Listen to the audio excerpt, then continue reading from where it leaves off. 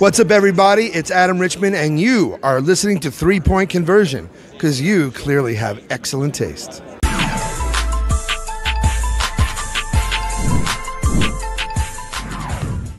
Good morning from Las Vegas. I think, as you know, we're in Las Vegas for Summer League. We've had 2 games, and it's pretty hot here. But it's working out so far so good. You know, the guys have played hard, and we have some veterans here as well that are getting their workouts in the morning. In fact, as I speak, you know, some of the veterans who are not playing in Summer League are getting a workout at a local gym.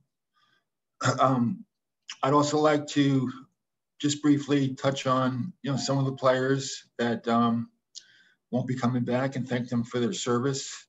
Devontae, Malik, Caleb, of course, Cody and Biz, you know, various levels of contributions over the years, but great Hornets, you know, great teammates, and they'll be missed. So I just wanted to mention and thank them for their service. The last 2 or 3 weeks have been pretty busy with the draft and free agency and the ability to make trades. Without going into great detail about, you know, each move, I will think and say that I think we've gotten a good mix of veteran players that'll help us win. And then I think we've also continued to add youth and younger players and talent to the system, which is something that I think, you know, we've indicated over the years that we wanted to continue to try to do. I also mentioned, you know, at my last press conference that I thought we were a little bit ahead of where I thought we would be. So, you know, maybe there was a little bit more of an emphasis on adding, you know, veteran players. So, you know, feel free to ask me questions, you know, about any of the moves in the last 2 or 3 weeks. Been very, very busy. A very unique time for sports, you know, with the last draft taking place, just seems like yesterday, and then the draft we just had last week, and then free agency, and, you know, just a very unique time in our sport.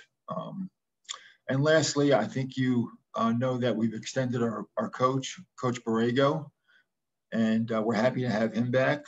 You know, he gives us stability, a good young coach that's gotten better every year he's been with us. And I think the extension's a reflection of how we feel about him going forward. So with that, you know, I'd like to just turn it over and answer as many questions as I possibly can. Thank you. We'll start with Jonathan. Hey, Mitch, hope you're doing well. First question is, you know, you just mentioned that you had said previously that you really wanted to add talent in free agency. I was wondering, do you feel like, you know, to become a playoff team, do you feel like you did enough so far to get to where you want to get to? And do you anticipate being done at this point? Yes, I think we are done, you know, quote unquote, with the heavy lifting. That doesn't mean, you know, in this business, you know, there can't be additional moves. But our roster in terms of guaranteed contracts is, you know, at its limit. In fact, it's a little bit over the limit going into the regular season. So, yeah, I think we're done. I think we've made some progress. We've added some veterans, and, you know, we had a pretty active draft, you know, and, you know, you're always happy after the draft because guys drop right on your board, and you always think you got a deal, right? So you're always happy. At the end of the day, you know, you have to wait a couple of years to look back on it, and then you really find out how, you know, successful your draft was. So having said that, yeah, I think we had a good draft. I think we've improved the talent level on the team, and I think with some of the veterans, you know, that we've added, we've also given our team, you know, the ability to compete and hopefully for a playoff position. And if I could ask, what are your thoughts on how LiAngelo has played so far through 2 games? Jello? Yes, Jello. Well, you know, he's been in the gym. for the last month working with his brother, we allow our players to have a workout partner. They can come in, off hours, weekends. So he's been coming in. He's been coming in, and scrimmaging with some of our younger players and our veterans. So he's been here for about a month. And, based on what we've seen, we invited him to Summer League. And, 2 days ago, he just had, a great shooting game, right, in game one. So I think that's the one thing that, he could probably do in our league right now is shoot the ball. He plays hard, great teammate, quiet, right? I don't know if you've gotten a chance to know him at all, but doesn't say a whole lot, just kind of goes about his business. But we've only had 2 games. We'll see where it takes us. But the first game I know was fun for him. And that's it. We'll just take it day by day and we'll see where it leads. Rod? Hey, Mitch, you guys were able to add Kelly Oubre Jr. through free agency this year. Second straight year, you're able to pick up a free agent. Do you feel this is becoming, I wouldn't say a trend, but it's something that's encouraging for you guys that people want to come play in Charlotte now? I hope so. Last year getting Gordon was huge. Very unexpected. I've said that many times. And I think this past season, the style of play and the way we move the ball and the way you can get the ball and everybody's involved. I think, there is a little bit of a buzz in the league about, how the Hornets play. I think that's a good thing. And then adding Kelly, this offseason, was another good thing, right? You wouldn't call him, the highest, level of free agent, but he was a very coveted free agent in this period. And I wouldn't say he's a Gordon Hayward status, but I'm not sure a year or two ago that we could have got a player like that. So he makes us deeper. He gives us, some veteran leadership. We expect him to play and make a contribution, which you always can't say about the rookies. He's ready to play. So, I hope going forward, we do have flexibility.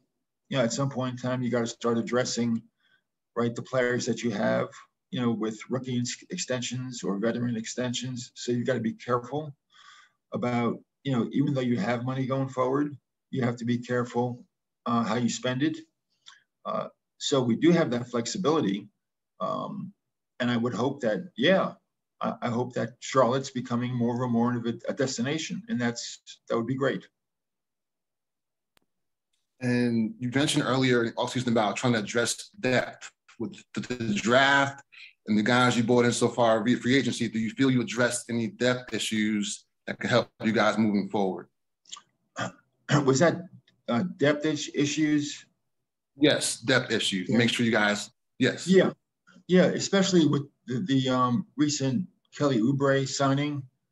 Going into, the last day or two, we did need some more veteran status kind of in that position.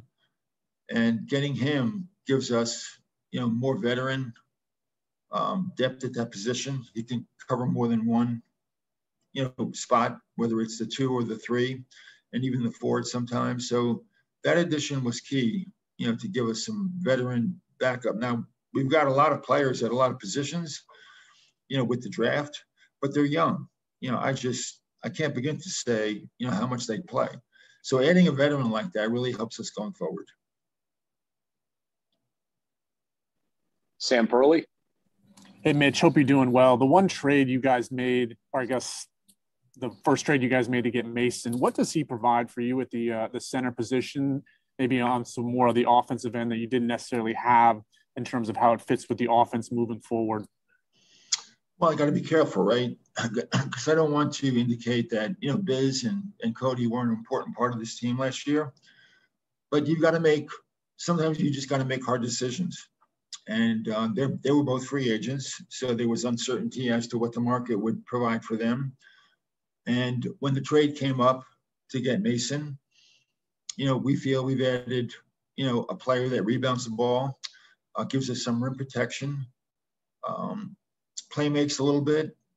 He's pretty good at the top of the key, passing the ball and getting players involved, very unselfish. So in that regard, we feel we've addressed the need with some flexibility. Not only is he a veteran, but he's on a 2-year contract that also gives us some flexibility, going forward. Thank you. Sam Farber. Hey, Mitch, hope you're doing well. You mentioned after the draft that, expectations would be rising for the franchise. Now, after free agency, do you have an idea of, is it just get over that hump and get into the playoffs? Is it a top 6 seed? Where is the bar for you right now based off the moves that you've made in the new acquisitions? Well, I think we've, added to the talent pool with our young players. And our free agent signings and the trades with the veterans, I think, give us a better chance to compete. And yes, I think the bar has been risen. I think there are more expectations, this year than there were a year ago. Having said that, the goal is the same, really, to continue to add talent, grow this roster, make the playoffs, and advance in the playoffs. Our goal is just not to get the A seed or to make the play-in tournament. We want to get in and we want to advance. So that's the goal. Where and how successful we are, I don't know right now. But yes, expectations, are more than they were a year ago, and they should be. We've made a lot of moves. We've got some talented players on this team already, and expectations should be higher. Steve Reed. Hey, Mitch. Hey, I was wondering if you talk, I asked you a little bit more about the center position. You got Plumlee. There were some other names out there.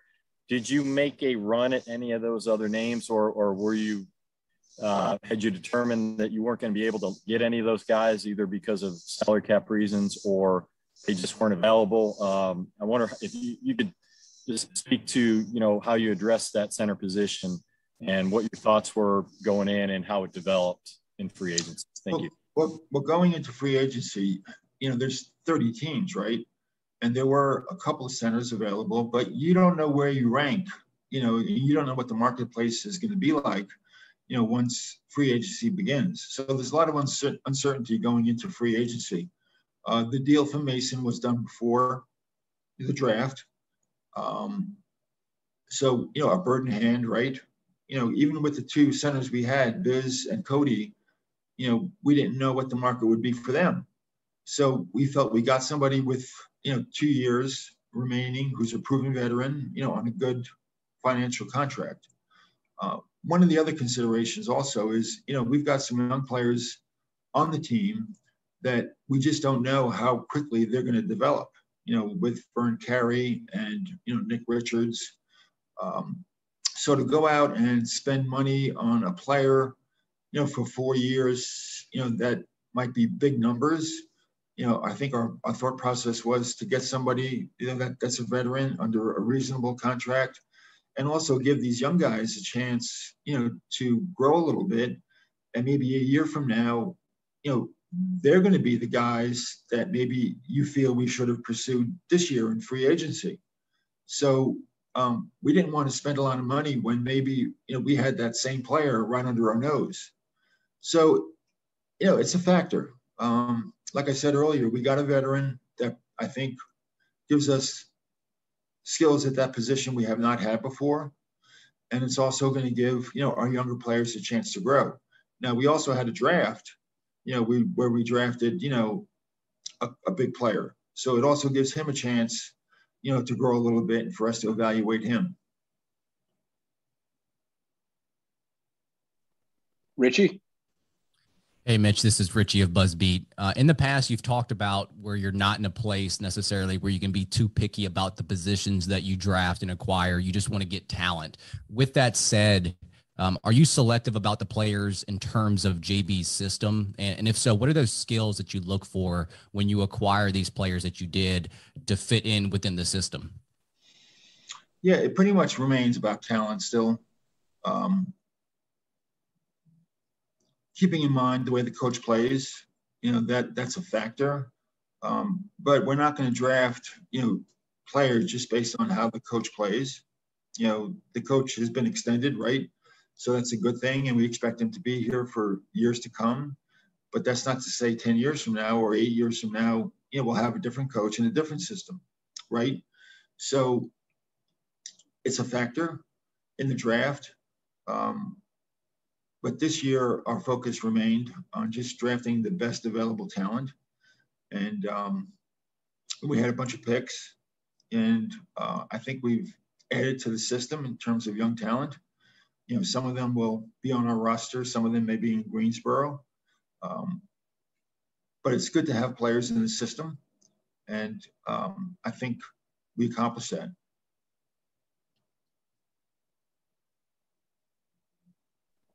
JB? Hey, Mitch, JB Ricks here from Spectrum News 1. I appreciate you taking out this time. I wanted to get one question in on LaMelo and the spectacular rookie season he came off of. What are you and the rest of the organization expecting out of him, not just this offseason, but for the next step of his career, which will be his second year in the league? What do you guys want to see most? Well, we want to make sure he's healthy with his wrist. And he's been working out now, full steam, for over a month, so we don't expect any problems there. The biggest part about his game is that he makes his teammates happy, right? Somebody who's got the ball in his hands, and if you're a player, just knowing that if you're open, if you run the floor, if you make a cut, he'll see you. So, yes, he's fun to watch, right? I know he can score. He does a lot of different things. Rookie of the year, maybe there's going to be more expectations. But going forward, just, for him to remember to be a great teammate. And there's a reason why, his teammates are happy playing with him, which is, he loves to pass the ball. And I think that's his biggest gift. So going forward, I think that's what I think we'd like him to focus on, continue to be a great teammate, which he will, and then also to continue to make your teammates happy. Danny? Mitch, Danny Thompson with the three-point conversion. Great to see you as always. Kind of piggybacking off LaMelo. When you looked at the offseason this year, knowing that JB wanted to run positionless basketball and LaMelo likes to push the pace, do you feel like he was going to add players around him to be able to push that pace, like an Oubre and other additions like a Wandu on the wings, to help push that pace forward? Yeah, we do want to continue to play the same way. Our coach believes in that style of play, ownership, myself. It's fun to watch. I think our fans, love to watch the way we play the game. So that's a continued emphasis going forward, is to play at a high pace, which is pretty popular in the NBA right now. It's not like it's something that we've just invented. It is pretty popular. It is fun to watch. Our players like to play that way. So that is an emphasis going forward.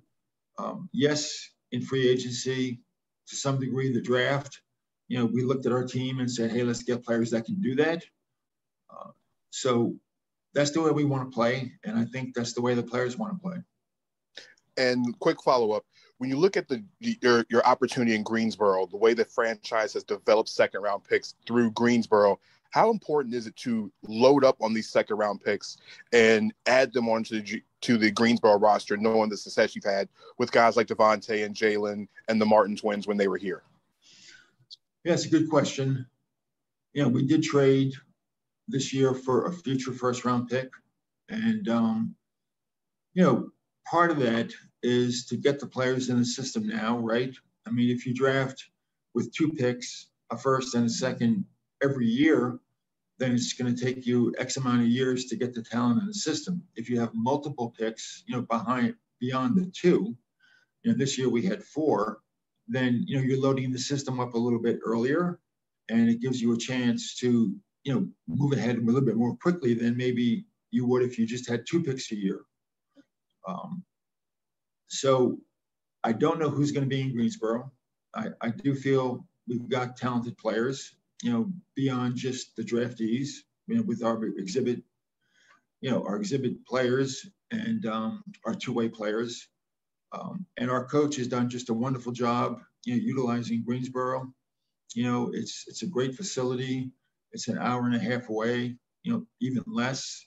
Players can go back and forth, get big minutes, and play a game at night and be back for practice the next morning in Charlotte with the veteran team. So that remains an emphasis. And once again, player development, for us from the beginning was one of the key components, to try to move this team forward.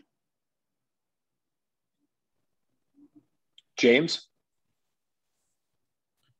Hey, Mitch. James Plowright at The Hive. Just wanted to ask about a couple of the guys we haven't talked about yet, Wes Iwundu, Ish Smith. Just talk a little bit about what you liked about both of their games and how you think they can contribute to the roster this coming year. Well, Wes is, a talented young player. We'll have to further evaluate him, during the summer and in training camp. Ish gives us some veteran presence, in the backcourt. And he plays the way we want to play, which is with pace. And, he's a local player, with Charlotte ties, not that that factors in, but I know he wanted to be here and he's happy to be here. But we needed some help in the backcourt, beyond just LaMelo, right? You just don't know. And LaMelo is completely healthy. We expect him to start and to play big minutes. But, you need a player to come in and play some minutes. And then you also need some additional locker room leadership. So I think that he'll provide that for us. Thank you. Steve? Hey, Mitch, apologize if this is a little premature, but my assumption is that, Melo and Gordon, Terry are all, pretty much etched in the starting lineup. What do you see as far as the other 2 spots? You obviously have some depth there and some different guys who can rotate in now, but, what do you kind of see as going into the season for those other spots? Yeah, it's really a question for the coach. I think people might say, well, you've gotten Mason, so he'll probably start, right? And then the season ended with Miles starting. So you might assume that, and that wouldn't be a bad assumption. But that's really more of a question for the coach. See how things go in training camp, preseason, looking at combinations of, various players and, bringing players off the bench to give the team a boost. So that's really a coaching question. But I don't think it would be a bad assumption to assume that Miles would continue to start and that Mason would start, but that remains to be seen. Jonathan? Mitch, this could be a coaching question as well, but I guess when you all were evaluating James Bouknight in the draft, how did you envision him kind of fitting with this team? Well, initially he's a young talent, which is what we're trying to add to this group. I hope he continues to work. I think he will, and develop. He's only, I believe, 20 years old. I'm not sure anybody can pencil in minutes for him next year. I think his talent would provide that he could play some right away. But that's something that, he's got to work out in training camp, with the coach. It's a lot to throw at somebody, especially when you're now starting the season about a month from now, maybe a little bit longer. Normally there's a draft that's in June, and then the player goes to summer league, and then he's in Charlotte, the remainder of July and August and September. And you've got more of a time period to, get into the fold, so to speak. But, with the draft being moved back and summer league being moved back, things are going to come a lot quicker this year. So his talent indicates that he's good enough to get minutes. We'll have to wait and see. Rod? Hey, Mitch, you mentioned earlier about having to, I guess, determine about extensions with rookies and cap stuff. I guess how do you determine as an organization moving forward extensions for potential guys like Miles and stuff like that and Terry Rozier? Like, how do you figure out the next step, I guess? Well, there are rules, that, prohibit extensions, and there are rules that, allow you to extend the player. So that's really the first, hurdle to get over is, the rules that allow you to do stuff like that. I have to talk to ownership. I mentioned earlier, keeping an eye on, our roster and our salary structure going forward, to provide for flexibility. We don't want to get ourselves, in a position where, we've got a lot of large contracts and, we're not at that point where we want to be in terms of competing, right? We want to, get into the playoffs and we want to advance, right? So you got to be careful to not feel you're getting too much ahead of yourself, right? Which is, it's hard. There's a lot of, in this league, you can get ahead of yourself too soon. And before you know it, you've got zero flexibility going forward. So those are all factors. At the end of the day, we do have flexibility, and those kinds of discussions, will take place with ownership, and we'll figure out how to proceed. We'll wrap it up with James. Hey, Mitch, James again.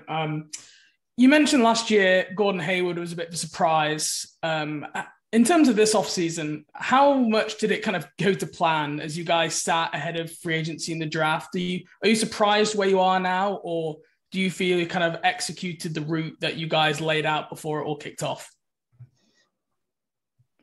Well, a month ago, we didn't know that, we could trade for Mason. We didn't know that we could convert, one of our picks at 56, 57, into the 37th pick. We didn't know that Kai Jones would still be there on the board, in the late teens. So, those things we didn't know, right? They happened, almost, on the clock. So, for example, Kai Jones, we didn't make that decision until, the 16th pick in the draft. You've got X number of minutes before, so we had to make a deal real quick, and we got fortunate, we hope, that New York had 2 picks and we were able to get a pick. So those kinds of things you can't plan for. We knew we were going to have the 11th pick. We knew we weren't going to trade it unless something really unusual came about. So we knew that going in, right? We knew we were going to get a good player there. But the other stuff we didn't know. And I guess to answer your question, I think just considering, the trades, the free agents, and the draft, I think we probably moved ourselves even a little bit more ahead than we thought we would have been a month ago. Great. Thank you.